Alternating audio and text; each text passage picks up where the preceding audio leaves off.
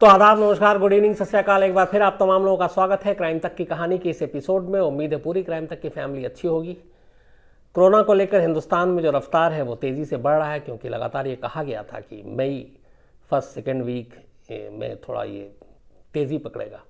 लेकिन आज एम्स के डायरेक्टर डॉक्टर गुलेरिया ने यह कहा है कि जून जुलाई में सबसे ज़्यादा तेज़ी पकड़ेगा। अब ये एक नई बुरी खबर है। उनके हिसाब से मानसून की वजह से ये वायरस ज़्यादा फैलता है और मानसून में ये ज़्यादा फैलेगा, और एक बार जब ये पीक पे होगा उसके बाद फिर इसकी रफ्तार कम होगी। तो देखिए क्या होता है आने वाले वक्त में। ये तो कोरोना की बात है। 80 से ज़्यादा देश वैक्सीन बनाने की कोशिश में लगे हुए हैं। इजराइल के डिफेंस मिनिस्टर ने ऑफिशियली ये स्टेटमेंट दिया है कि वो एक इसकी एंटीबॉडी बना चुके हैं जो काफ़ी कारगर होगा कोरोना के पेशेंट से, उनको लड़ने के लिए कोरोना से। इटली ने भी दावा किया है कि वो वैक्सीन बनाने के करीब है। ब्रिटेन में ऑक्सफोर्ड यूनिवर्सिटी में कोशिश जारी है। जर्मनी, चीन भी लगातार लगा हुआ है। इंडिया की भी कोशिश है, लेकिन अभी तक आखिरी नतीजा सामने नहीं आया। वक्त लगेगा, क्योंकि एक बार ये वैक्सीन कामयाब भी हो जाए तो इसके ट्रायल और बाकी लंबा चौड़ा इसका एक पूरा प्रोसेस है। तो मान के चलिए 6 महीना, नवंबर, दिसंबर या फिर 2021, तो तब तक इसी तरीके से झेलना होगा, तब तक इसी तरीके से लॉकडाउन और बाकी एहतियात बरतनी होगी। ये थी कोरोना की अपडेट। अब आते हैं आज की कहानी पर। एक फैमिली में दो दो क्राइम होता है, और पहला क्राइम जब होता है वो अनसुलझा रह जाता है। उसके बाद दूसरा क्राइम होता है और समझ में किसी को नहीं आता कि ये हो क्या रहा है। कहानी पंजाब की है, कहानी लुधियाना की है। लुधियाना के एक बड़े बिजनेस फैमिली में, जो इंडस्ट्रियलिस्ट थे, बल्कि उनका एक अच्छा खासा रसूख था पूरे लुधियाना शहर में, और इनका कारोबार और इनकी दौलत शोहरत सब कुछ थी। इस परिवार के जो मुखिया थे सुनील जैन, 2002 में सुनील जैन को अचानक कोई गोली मार देता है और उनका कत्ल हो जाता है। सुनील जैन के कत्ल की तफ्तीश करती है लुधियाना पुलिस काफ़ी वक्त तक। कोई कातिल हाथ नहीं आता, कोई सबूत नहीं मिलता, सुराग नहीं मिलता। वक्त बीतता जाता है। 3 साल बीत जाते हैं। 3 साल के बाद सुनील जैन की विधवा, उनकी पत्नी, 40 साल की उम्र, रीमा जैन, वो अपने पति के सारे बिजनेस को संभाल रही थी। उनका एक बेटा भानु प्रताप घर भी देख रही थी, बिजनेस भी संभाल रही थी। अच्छा खासा रसूख था, पैसे वाला परिवार था, पॉश एरिया में घर था। 3 साल बीत गए थे पति के कत्ल को। पुलिस अपनी कोशिश कर रही थी। धीरे धीरे जैन परिवार की जिंदगी ढर्रे पर लौट रही थी। वक्त मरहम को भरता जा रहा था। लेकिन तभी 29 जुलाई 2005 रीमा जैन सुबह अपने घर से निकलती हैं, लुधियाना के जहाँ पे वो रहती थी, और हर सुबह उनकी एक रूटीन में शामिल था कि वो अपने घर से निकलकर पास में ही एक सतलज क्लब है लुधियाना में, उस सतलज क्लब में वो स्विमिंग के लिए जाती थी, खुद को फिट रखने के लिए। तो रूटीन के हिसाब से 29 जुलाई 2005 की सुबह वो अपनी होंडा एकॉर्ड कार में निकली और सतलज क्लब पहुंची। इसके बाद करीब 9 बजे तक उनको घर वापस आ जाना चाहिए था। 9, साढ़े 9, 10 बज गए, वो घर वापस नहीं आई। थोड़ी देर के बाद घर वालों को फिक्र हुई। उन्होंने कॉल किया, मोबाइल बंद। तो थोड़ी सी चिंता हुई, थोड़ा और वक्त बीता। फिर घर वाले सतलज क्लब पहुंचे तो पता चला कि वो आई तो थी, वहाँ से निकल गई। अब बड़ी परेशानी, पूरा परिवार ढूंढ रहा है। चारों तरफ पता किया गया। 3 साल पहले एक हादसा परिवार में हो चुका है, पति को गोली मारी जा चुकी है। तो अजीब तरह के ख्याल भी मन में आ रहे हैं। इधर उधर रिश्तेदारों से, दोस्तों से, जो बिजनेस पार्टनर, बिजनेस जिससे डील होता, उन लोगों से एक एक करके सबसे पता किया जा रहा है, लेकिन कोई सुराग नहीं मिलता। जब आखिर में कहीं से कोई सुराग नहीं मिलता, दोपहर से शाम हो जाती है और रीमा जैन वापस नहीं लौटती हैं, तब घर वाले हार जाते हैं और फिर वो फैसला करते हैं कि वो पुलिस को इन्फॉर्म करेंगे। और इसके बाद वो लुधियाना में जरगांव पुलिस को सूचना देते हैं कि रीमा जैन, उम्र 40 साल, जो एक अच्छी जानी मानी शख्सियत, चूँकि वो सोशलाइट भी थी तो उनका अच्छा खासा नाम भी था, उनकी गुमशुदगी की रिपोर्ट पुलिस में लिखाई जाती है। जरगांव पुलिस के पास जैसी रिपोर्ट आती है, जरगांव पुलिस भी थोड़ी हरकत में आ जाती है, क्योंकि 3 साल पहले परिवार में ऐसे ही एक कत्ल हो चुका है और अब उसके बाद उनकी वाइफ का लापता होना, तो ये एक बड़ा मामला था। और फिर मीडिया को हैंडल करना, क्योंकि एक बड़े फैमिली, बड़े ख़ानदान, घराने का मसला था। अगले दिन लेकिन तमाम कोशिश के बावजूद सारे अखबारों की सुर्खियाँ बनती हैं कि बिजनेस परिवार की एक जो रीमा जैन है वो गायब है। अब पुलिस ढूंढ रही है, हर तरफ नाकेबंदी भी है, होंडा एकॉर्ड कार का नंबर भी फ्लैश कर दिया गया, लेकिन कोई सुराग नहीं मिलता। तमाम लोगों से पूछताछ, बिजनेस राइवलरी, सारी चीज़ें देखी जाती हैं, कोई सुराग नहीं मिलता। धीरे धीरे वक्त बीतता जाता है। तभी 3 से 4 दिन जब बीता तो चूँकि रीमा जैन की इस गुमशुदगी की खबर अब तक मीडिया में आ चुकी थी, लुधियाना पुलिस अपने आसपास के ज़िले और स्टेट को भी अलर्ट करती है कि ऐसे कोई कार का नंबर अगर आपके यहाँ हो तो आप प्लीज़ इसको चेक करके बताएं। तो हरियाणा, यूपी, दिल्ली पुलिस को भी इस होंडा एकॉर्ड कार का नंबर फ्लैश किया जाता है। इत्तेफाक से दिल्ली पुलिस का एक मुलाजिम जिसकी ड्यूटी थी इंदिरा गांधी इंटरनेशनल एयरपोर्ट पे, IGI, वो वहाँ ड्यूटी पे था और नंबर फ्लैश था होंडा एकॉर्ड का। तो अचानक देखता है कि IGI एयरपोर्ट की पार्किंग में एक होंडा एकॉर्ड कार खड़ी है और उस गाड़ी का नंबर वही है जो नंबर लुधियाना पुलिस की तरफ से जारी किया गया है। तो वो पुलिस वाला उस नंबर को देखता है जिसकी ड्यूटी IGI पे थी, वो फ़ौरन अपने सुपीरियर को बताता है। सुपीरियर पुलिस वाले आते हैं, कार को देखते हैं, चेक करते हैं, सेम गाड़ी थी, सेम नंबर था, होंडा एकॉर्ड, कलर भी वही। फ़ौरन दिल्ली पुलिस लुधियाना पुलिस को इन्फॉर्म करती है, कहती है कि गाड़ी यहाँ है। खबर सुनते ही लुधियाना पुलिस दिल्ली पहुँचती है, एयरपोर्ट पहुँचती है, साथ में फैमिली के मेंबर को भी लेकर आती है। फैमिली मेंबर गाड़ी को पहचान लेते हैं, देखते हैं। उस कार में ऐसा कुछ नहीं था सिवाय उनकी जो स्विमिंग कॉस्ट्यूम लेकर जाया करती थी वो रखा हुआ था उसी तरह से डिक्की में। तब उस कार की बरामदगी ने इस पूरे केस को मोड़ कर रख दिया। अब तक ये था कि रीमा जैन गुमशुदा है, गायब हो गई हैं, लेकिन जिस तरीके से इंदिरा गांधी इंटरनेशनल एयरपोर्ट की पार्किंग में वो कार पार्क की गई थी, जिस करीने से, जिस सलीके से, बाकायदा ऑफिशियली तरीके से, उसको देख के ये लगा कि ये कार पार्क करने के बाद, और चूँकि इंटरनेशनल एयरपोर्ट की पार्किंग में वो पार्क थी गाड़ी, डोमेस्टिक में नहीं। 2 एयरपोर्ट दिल्ली में, अब तो खैर T3 जो है इंटरनेशनल एयरपोर्ट दिल्ली का IGI एयरपोर्ट, उससे कई डोमेस्टिक के भी प्लेन उड़ते हैं, लेकिन पहले ऐसा था नहीं। पहले डोमेस्टिक टर्मिनल 2 था और ये अलग था। तो ये गाड़ी जो है ये इंटरनेशनल की पार्किंग में लगाई गई थी। तो उससे सीधा सीधा ये लगा कि रीमा जैन लुधियाना से दिल्ली आई और दिल्ली से कहीं विदेश चली गई। गाड़ी को पार्किंग में देखकर लुधियाना पुलिस और दिल्ली पुलिस से जो जानकारी मिली बाकी, उसके ज़रिए भी यही पता चला कि वो पार्क है यहाँ, इसका मतलब है वो गाड़ी से उतरी हैं, एयरपोर्ट गई हैं और विदेश चली गई हैं। अब ये पुलिस के दिमाग में यही थ्योरी थी। वापस लौटती है पुलिस लुधियाना, घर वालों से फिर से बात करती है, पता करती है कोई आपस में झगड़ा मसला तो नहीं है। इसके बाद घर वाले भी ढूंढते हैं, रीमा जैन का पासपोर्ट घर से बरामद हो जाता है। तो अब ये क्लियर हो गया कि बिना पासपोर्ट के वो विदेश नहीं जा सकती, पासपोर्ट घर पे है। और ऐसा कोई पिछले 3 साल में उनके पति के मौत के बाद से घर के माहौल ऐसा कुछ बदले नहीं जो घर वालों से रीमा जैन को कुछ छुपाना पड़े, और बेटा वहीं था।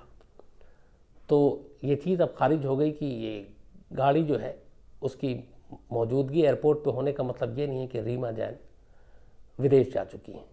लेकिन फिर गाड़ी एयरपोर्ट पे क्यों पार्क है? अब पुलिस इसको लेके अलग अलग थ्योरी पे काम कर रही कि हो सकता है रीमा जैन को यहाँ से किसी ने अगवा किया, किडनैप किया, दिल्ली ले गया, दिल्ली के बाद उनको कहीं आसपास छुपाया हो और पुलिस को चकमा देने के लिए और बचने के लिए गाड़ी लेकर एयरपोर्ट पे पार्क कर दी हो। तो इस थ्योरी पे भी पुलिस काम करने लगी।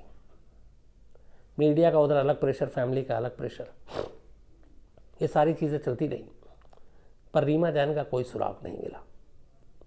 धीरे धीरे वक्त बीतता जाता है, करीब 7 महीने गुजर जाते हैं। जुलाई का ये मामला था और जुलाई के बाद जनवरी 2006 आ जाता है। लुधियाना पुलिस के हाथ खाली। उस वक्त एक नए एसपी ज्वाइन किए थे, उनका पूरा फोकस ही इसी केस पे था, रीमा जैन की गुमशुदगी के केस को सॉल्व करना। तो अब तक शक यही था कि उनको किडनैप कर लिया गया, कहीं रखा गया, लेकिन कोई रैंसम का भी कॉल नहीं आ रहा है। पुलिस जांच करती रही, अंधेरे में हाथ पैर मारती रही, ना कहीं से कोई लावारिस लाश मिली, ना कोई ऐसी खबर मिली, कोई जानकारी नहीं मिली। इसी दौरान पुलिस का कोई मुखबिर बताता है कि लुधियाना के जेल में एक कैदी बंद है और उस कैदी का नाम है मक्खन सिंह। और मक्खन सिंह ने कहा है कि रीमा जैन नाम की एक महिला जो बिजनेस टाइकून है वहाँ की, उसकी सुपारी ली गई थी 25 लाख रुपए में। अब ये मुखबिर के जरिए मक्खन सिंह जो जेल में बंद था उससे खबर मिलती है। खबर मिलने के बाद पुलिस के मुखबिर के जरिए जब अफसरों तक ये बात आती है तो ये तय होता है कि मक्खन सिंह से बात किया जाए और इस मामले को पता किया जाए कि किसने क्या दिया और क्यों नहीं दिया। नवंबर 2005 में जमानत पे मक्खन सिंह जेल से बाहर आता है, लेकिन बाहर आते ही कुछ अनजान लोग गोलियों से उसको मार डालते हैं और मक्खन सिंह का कत्ल हो जाता है। तब एक शख्स जो इस केस में चश्मदीद था, जो बता सकता था कि किस तरीके से ये हुआ है, वही शख्स उसका कत्ल हो गया और एक पुलिस को जो सुराग और सबूत मिल सकता था वो सबूत हाथ आने से पहले वो शख्स मारा गया। अब अजीब ये केस में एक मोड़, पुलिस के भी कान खड़े होते हैं कि पहले तो रीमा सिंह ही गायब, रीमा जैन गायब है, ऊपर से अब जेल में सुपारी की नई कहानी सामने आ रही है, 25 लाख की सुपारी है, और जो शख्स इसका एक विटनेस है कैदी, वो जेल से बाहर आते ही मारा जाता है। चेन बड़ा है, ग्रुप बड़ा है, लेकिन मकसद क्या है, किसने सुपारी दी, क्यों कत्ल हो रहा है। और तब पुलिस के फिर ये भी होते हैं कि कहीं 3 साल पहले रीमा जैन के पति का जो कत्ल हुआ था, सुनील जैन का, जिनको गोली मारी गई थी, कहीं उसका इस कत्ल से कोई लेना देना तो नहीं। अब इस सारे पहलू पे पुलिस फिर से अपनी तफ्तीश को आगे बढ़ाती है। तफ्तीश जब आगे बढ़ाती है तो शुरू में कुछ फैमिली वालों ने रीमा जैन के पुलिस से कहा था कि उनके कुछ परिवार के लोगों से भी अनबन है, जिसमें खास तौर पर जो रीमा जैन के जेठ हैं, मतलब सुनील जैन के बड़े भाई। तो सुनील जैन का जो बड़ा भाई है उसको लेकर अनिल जैन की अनबन थी। पुलिस ने उस वक्त भी अनिल जैन से पूछताछ की, अनिल जैन से पूरे रीमा सिंह की गुमशुदगी के बारे में, बट कोई ख़ास कामयाबी हाथ नहीं लगी। फिर पुलिस ने बाकी तरफ ध्यान देना शुरू किया। अब जेल से सुपारी देने की बात 25 लाख और उस मक्खन सिंह के कत्ल की हो जाने की बात, उसके बाद फिर से अब पुलिस को लगा कि बाहरी जितने भी बिजनेस राइवल और बाकी जितने भी हैं उन सबको खंगाल लिया, कहीं से कोई क्लू नहीं मिला। आखिर में पुलिस को लगता है कि इस कत्ल का कहीं ना कहीं कोई तार रीमा जैन के फैमिली और परिवार से ही जुड़ा हुआ है।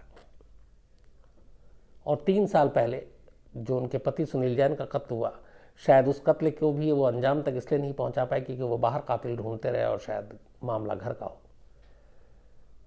तो फिर पुलिस ने और वहाँ जरगांव के एसपी ने तय किया कि अब जो करीबी लोग हैं उनके ऊपर नज़र रखी जाए और उनको चेक किया जाए। अलग अलग लोगों पे नज़र रखी गई। उनमें से एक अनिल जैन भी, जो रीमा जैन के जेठ सुनील जैन के बड़े भाई, तो उनकी सारी चीज़ें नज़र रखी गई। उस वक्त कोई ऐसी चीज़ नहीं मिली, लेकिन जिस वक्त जुलाई में रीमा जैन गायब हुई उस दौरान के बारे में उनके जब चीज़ें को खंगाली गई, लोगों से पूछा गया तो कुछ चीज़ें बड़ी बदली बदली सी नज़र आई। पुलिस को शक हुआ। इसके बाद रीमा जैन के फिर बेटे से लंबी पूछताछ की भानु प्रताप से। तो भानु प्रताप ने, जो शुरू में भी उसने कहा था कि मुझे अपने ताऊ पर शक है, कुछ कारोबार को लेके, जायदाद को लेकर हमारा झगड़ा, और इनका झगड़ा चलता रहता था। लेकिन परिवार के बाकी लोगों ने कहा कि वो झगड़ा जैसे आम घरों में होता है वैसा होता है और वैसा था, पर वो जान ले ऐसा भी नहीं, कि उसका कोई क्रिमिनल बैकग्राउंड भी नहीं है। और सेम चीज़ जब सुनील जैन का कत्ल हुआ था तब भी यह मामला उठा था और तब भी पुलिस ने अनिल जैन से पूछताछ की थी सुनील जैन के कत्ल के लिए, उसी के बड़े भाई से, और तब भी उसको फिर छोड़ दिया गया था क्योंकि कोई सबूत नहीं था।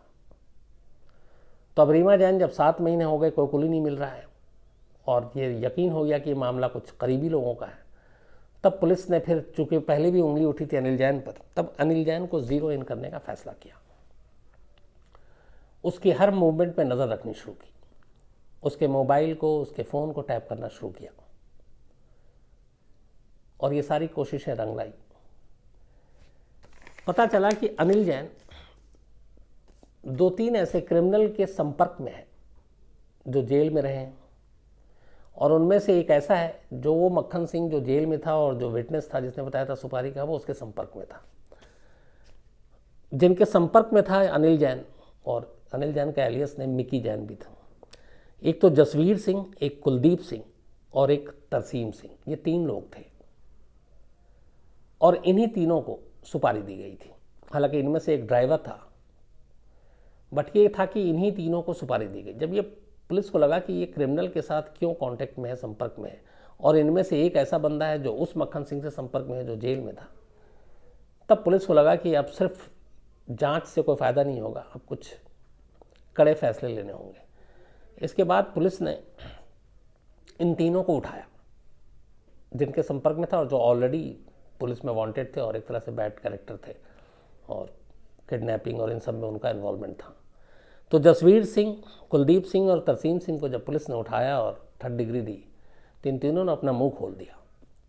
उन्होंने कहा कि हाँ, हमने रीमा जैन को मारा है, 25 लाख रुपए की सुपारी दी गई थी। और ये सुपारी का ऑफर जब ये लोग जेल में थे तब वहाँ उनके पास आया था, और तब मक्खन सिंह से उसने शेयर कर लिया था और बताया था कि एक ऐसे लुधियाना की लेडी है, इंडस्ट्रियलिस्ट है, बड़ी मतलब हस्ती है, उसके कत्ल के लिए सुपारी मिली है 25 लाख रुपए में। 10 लाख रुपए एडवांस दिया गया।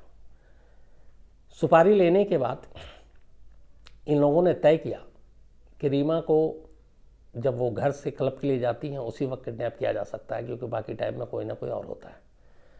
तो जब वो क्लब के लिए निकली, सतलज क्लब के लिए 29 जुलाई 2005 की सुबह, तो इन लोगों ने फॉलो किया। क्लब से बाहर निकलने के बाद गाड़ी में उन्हीं के किडनैप किया, उन्हीं की गाड़ी में किडनैप करके उसके बाद उनको लेकर सीधे ये पहुंचते हैं अनिल जैन की फैक्ट्री में, मतलब रीमा जैन की जेठ की ही फैक्ट्री में। अनिल जैन की लुधियाना के ही फोकल पॉइंट एरिया में अनरथ टेक्सटाइल के नाम पे कपड़ा बनाने की फैक्ट्री थी। तो ये उसी अनरथ टेक्सटाइल फैक्ट्री में रीमा जैन को लेकर जाते हैं। रीमा जैन को वहाँ ले जाने के बाद टॉर्चर किया जाता है, कुछ कागज़ों पे साइन करवाए जाते हैं, कुछ प्रॉपर्टी के पेपर पे साइन कराए जाते हैं। इसके बाद रीमा जैन को इंसुलिन का इंजेक्शन दिया जाता है। अब इंसुलिन का इंजेक्शन आमतौर पे डायबिटीज़ पेशेंट के लिए होता है और ये एक तरह का साइलेंट किलर इंजेक्शन है। जिन लोगों को डायबिटीज़ नहीं है उनको आप इंसुलिन का इंजेक्शन अगर एक से ज़्यादा देते हैं तो उनकी आप जान खतरे में डालते हैं, क्योंकि आपका ब्लड शुगर लो कर देता है। तो कोशिश ये थी, और इनकी प्लानिंग पहले इन्होंने किडनैप तो कर लिया, पर आगे क्या करना ये तब तक इन्हें कुछ मालूम नहीं था। फिर इन्हें लगा कि अगर ये कहीं लाश मिलती है और बरामद होती है और सब कुछ पता चलता है तो शक आएगा तो पकड़े जाएंगे।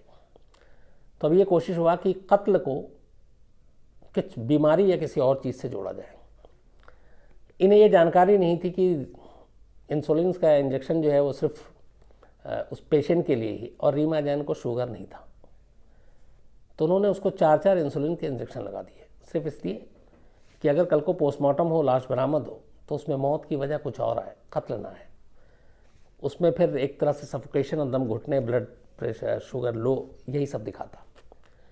तो उन्होंने ये इंजेक्शन लगा दिए, टॉर्चर किया। इसके बाद रीमा जैन की वहाँ मौत हो गई। मौत के बाद वहीं फैक्ट्री के अंदर एक सेप्टिक टैंक था, उस सेप्टिक टैंक के अंदर रीमा जैन की लाश को डाल दिया और सारे अपने अपने पैसे लेकर निकल गए। अनिल जैन अपने घर पहुंच गया। उसके बाद अपने ही इन्हीं तीनों में से एक तरसीम सिंह के ज़रिए इन्होंने होंडा एकॉर्ड गाड़ी निकाली फैक्ट्री से उसी दिन, सेम डे, जैसे ही रीमा जैन पहुंची, और उस गाड़ी को कहा कि तुम दिल्ली ले जाओ और इसको इंदिरा गांधी इंटरनेशनल एयरपोर्ट की पार्किंग में पार्क कर दो। तरसीम सिंह वो गाड़ी लेकर लुधियाना से दिल्ली आता है और उसको ले जाकर पार्क कर देता है। पार्क करने का मकसद यही था कि लोगों को और पुलिस को ख़ास तौर पे भटकाने का, कि रीमा जैन बिना किसी को बताए हुए विदेश चली गई, ताकि पुलिस ये मान ले, यकीन कर ले कि वो विदेश में जब आएंगी तब देखेंगे और बाकी किसी के ऊपर शक ना जाए और पूछताछ ना हो। तो ये सारी चीज़ें इन 3 लोगों की गिरफ्तारी के बाद पता चली। अनिल जैन को फिर उठाया गया, लेकिन अभी तक लाश नहीं मिली थी। अब अनिल जैन को जब पकड़ा गया, तब अनिल जैन को जब बताया गया कि तुम्हारे जो 3 लोगों को तुमने सुपारी दी है वो सब पुलिस के सामने मुंह खोल चुके हैं, तब अनिल जैन भी टूट गया। इसके बाद वो पुलिस को साथ लेकर अपनी फैक्ट्री पहुंचता है। फैक्ट्री में पुलिस की टीम पहुंचती है। पुलिस की टीम अपने साथ फॉरेंसिक एक्सपर्ट्स और जुडिशियल मजिस्ट्रेट को भी लेकर जाती, क्योंकि उनके सामने बरामदगी दिखानी थी, वरना कल को ये उंगली उठ सकती थी कि पुलिस ने कहीं और से बरामदगी दिखाई और खामखा अनिल जैन की फैक्ट्री को बदनाम कर दिया। तो उस फैक्ट्री में जाने के बाद उस सेप्टिक टैंक की तलाशी ली जाती है। उस टैंक से हड्डियाँ निकलती हैं, स्कल निकलता है। लेकिन और कोई ऐसी चीज़ नहीं थी, और चूँकि 7 महीना हो गया तो फिर पता भी नहीं चलता, शिनाख्त नहीं हो सकती थी। लेकिन फिर पुलिस उसको फॉरेंसिक लैब भेजती है। फॉरेंसिक लैब में सुपर इम्पोजिशन के ज़रिए उस स्कल को एक चेहरा दिया जाता है, तस्वीर बनती है, और उस हड्डियों के ज़रिए रीमा जैन की माँ के सैंपल लिए जाते हैं, डीएनए मैच किया जाता है, डीएनए मैच कर जाता है, तो ये कंफर्म हो जाता है कि ये लाश रीमा जैन की ही है। इसके बाद वो टुकड़े और हड्डियों के और कंकाल उनके घर वालों को सौंप दिया जाता है। अनिल जैन और इन तीनों को पुलिस गिरफ्तार कर लेती है। इसके बाद सेशन कोर्ट में ये मुकदमा चलता है। 7 साल तक चले मुकदमे के बाद 2012 में अदालत अपना फैसला सुनाती है, और इन चारों को, मतलब अनिल जैन उर्फ मिकी जैन, जसवीर सिंह, कुलदीप सिंह और तरसीम सिंह, इन चारों को उम्र कैद की सज़ा सुनाती है। उम्र कैद मतलब ताउम्र, जब तक वो ज़िंदा हैं जेल के अंदर रहेंगे। हालांकि इन चारों ने फिर सेशन कोर्ट के इस फैसले को हाई कोर्ट में चैलेंज किया है। अभी वहाँ से फैसला नहीं आया, फैसला आना बाकी है। तो ये थी कहानी लुधियाना की, एक 40 साल की लेडी जिनका कत्ल अपने जेठ ने किया था। हालांकि इस कहानी में एक दूसरा पहलू ये भी है कि जो 3 साल पहले रीमा जैन से पहले कत्ल हुआ था सुनील जैन का, उस कत्ल का जो सिरा है, जो राज है, वो नहीं खुल पाया। इन चारों से पुलिस ने कोशिश कराई, नाम आया था अनिल जैन का भी, लेकिन कोई ऐसा सबूत और ऐसा कोई प्रूफ नहीं मिला जिससे अनिल जैन को उसके पति का भी गुनहगार ठहराया जा सके। तो सिर्फ और सिर्फ रीमा जैन के कत्ल के लिए इन चारों को उम्र कैद की सज़ा सुनाई गई है। सुनील जैन की कत्ल आज भी एक पहेली है, एक राज है। कभी खुला तो मैं आपको ज़रूर सुनाऊंगा।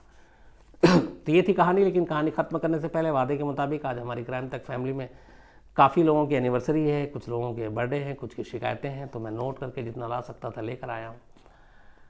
संतोष कुमार, और इनकी आज पहली मैरिज एनिवर्सरी है, तो संतोष जी बहुत बहुत बधाई। ये भागलपुर में है, पत्नी पलामू में है, लॉकडाउन है, सोशल डिस्टेंसिंग सही मानों में इनके लिए कुछ ज़्यादा ही हो गया, क्योंकि भागलपुर और पलामू में दूरी काफ़ी ज़्यादा है। लेकिन चलिए, हैप्पी मैरिज एनिवर्सरी आपकी, वो भी पहली है और दोनों आप अलग अलग हैं। जनक रावल और शीला रावल, इनका भी आज इन दोनों का एनिवर्सरी है, तो आप दोनों को बहुत बहुत बधाई। रमेश चौधरी और गीता चौधरी, इनकी भी मैरिज एनिवर्सरी, आप दोनों को बहुत बहुत बधाई। जयंत राठौड़ और प्रियंका राठौड़, इनकी भी मैरिज एनिवर्सरी है, तो पूरी क्राइम तक फैमिली की तरफ से आप सभी को बधाई। अब एक राजवी विक्रम जाधव, 5 साल के क्राइम तक फैमिली के मेंबर है, छोटे नन्हे से, इनका बर्थडे, और इनके जो पापा हैं विक्रम जाधव, उन्होंने कहा था पूरी क्राइम तक फैमिली जो है विश करे इनके बच्चे को। तो राजवी, बहुत बहुत बधाई, ऊपर वाला तुम्हें लंबी उम्र दे, सेहत दे, खुशियाँ दे। राशिका कामकर, ये भी लॉकडाउन जर्मनी में हैं, फंसी हुई हैं, इनके बाकी भाई बहन मम्मी पापा को मिस कर रही हैं, और इनका बर्थडे है। तो राशिका, पूरी क्राइम तक फैमिली की तरफ से बहुत बहुत आपको जन्मदिन की हार्दिक शुभकामनाएं, आप हमेशा अच्छे रहें। शुभम अनेजा हैं, और इनका भी आज बर्थडे है। रजत नागपाल इनके भाई हैं, उन्होंने कहा कि आप एक बार फैमिली की तरफ से विश कर दे, तो शुभम आपको भी बहुत बहुत बधाई। इसके अलावा सर्वेश यादव है, और इनका बिलेटेड हैप्पी बर्थडे कल या परसों था। शान है, इनकी पहली सालगिरह है, पहला जन्मदिन है। और सोनल मोजिस, इन्होंने भेजा है इनकी मम्मी ने कि आज पहला बर्थडे है इनके बेटे शान का, और क्राइम तक की कहानियाँ लोग बहुत सारी फैमिली बहुत शौक से सुनती है। तो शान हमेशा खुश रहे, अच्छे रहे, ऊपर वाला आपको लंबी उम्र दे, सेहत दे। सिकंदर अंसारी साहब का भी आज बर्थडे है, तो बहुत बहुत आपको जन्मदिन मुबारक सिकंदर साहब। नायरा, इनका बर्थडे कल था, तो belated happy birthday Naira. Sukhjinder Singh हैं, इनकी बेटी, और सुखजिंदर सिंह इन्होंने लिखा है कि ये पहले यहाँ हमारे साथ ही टीवी टुडे में ग्राफिक्स डिपार्टमेंट में काम करते थे, जोफ्री एक ज़माने में हुआ करते थे उनके। तो नायरा को बहुत बहुत जन्मदिन की शुभकामनाएं। इसके अलावा शशांक पटेल हैं, इनका कल बर्थडे था, तो आपको भी शशांक साहब बिलेटेड हैप्पी बर्थडे। एक अंश जी हैं जिन्होंने ट्विटर पे लिखा है कि उनकी बेटी का आज बर्थडे है। अच्छा, अंश जी हैं, एक ट्विटर पे लिखा, अभी दीपक बता रहे हैं मुझे, तो इनकी भी बेटी का बर्थडे है, तो बहुत बहुत बधाई, जन्मदिन मुबारक। सोशल डिस्टेंसिंग और लॉकडाउन के इस पीरियड में जो जैसे मना सकता है आप लोग बिल्कुल मनाओ। वैसे भी मेरा मानना है कि खुशी मनाने के लिए किसी चीज़ के सहारे की ज़रूरत नहीं होती, जो भी मिल जाए आदमी उसी से खुशी मना सकता है। तो आप सभी को बधाई। इसके अलावा प्राची पांडे, एक इन्होंने कुछ लिखा है, सूरज कुमार हैं, सुनील भखुनी हैं, किरण कौर हैं। किरण कौर जी का मुझे याद आ रहा है, इन्होंने कहा कि सत श्री अकाल, ये सही लफ्ज़ है जो मैं बोलता हूँ, तो थैंक यू किरण जी। हसन रज़ा हैं, खुहेली नंदी हैं, और कुहेली नंदी ने कहा कि कुछ अच्छी क्राइम की बुक्स बताएं। तो एक तो कई अभी मैंने नीरज कुमार जी जो दिल्ली के पुलिस कमिश्नर हैं उन्होंने लिखा है 2-3 बुक, और जैदी हसन जैदी साहब की बड़ी अच्छी अच्छी किताबें, मैं आपको मेल पे कुछ किताबों के नाम भेजता हूँ कुहेली जी। इसके अलावा ऋषभ दास हैं त्रिपुरा से, कल इन्होंने कहानी सुनी, थैंक्स बोला, थैंक यू ऋषभ साहब। ललित कुमार, अर्जुन सिंह, शिखर श्रीवास्तव आईएएस की तैयारी कर रहे हैं, भावी आईएएस हैं, तो शिखर साहब तमाम शुभकामनाएं आपको, आप आईएएस अफसर बने, देश का नाम रोशन करें और खूब सेवा करें। इसके अलावा आर्यमान त्यागी हैं, विक्रांत त्यागी हैं, विजेंद्र चौधरी हैं, ऋषु त्रिपाठी हैं, इन्होंने एक किसी एपिसोड में कहानी में कुछ मैंने गलत बोला उसको करेक्शन करवाया, तो ऋषु साहब थैंक यू आपका ध्यान दिलाने के लिए उस गलती की तरफ। रणवीर पंडित हैं, विकास कुमार साहू हैं, ये पालघर की कहानी सुनना चाहते हैं, जल्दी आपको सुनाता हूँ विकास साहब। इसके अलावा रोहित श्रीवास्तव हैं, आप सभी ने कुछ सुझाव दिए, कुछ कहानी की फरमाइश की है, कुछ मोहब्बत भरी चीज़ें लिखी हैं, तो थैंक यू आप सभी का। इसी तरह अपना प्यार देते रहें, गलतियां भी बताते रहें, और छोटी छोटी खुशियां हैं जो वो पूरी क्राइम तक फैमिली मिलकर आपस में हम बांटते रहें। तो आज कहानी में इतना ही, कल आपसे फिर मुलाकात होगी रात 9 बजे किसी नई कहानी के साथ, तब तक अपना ख्याल रखिए। Thank you very much.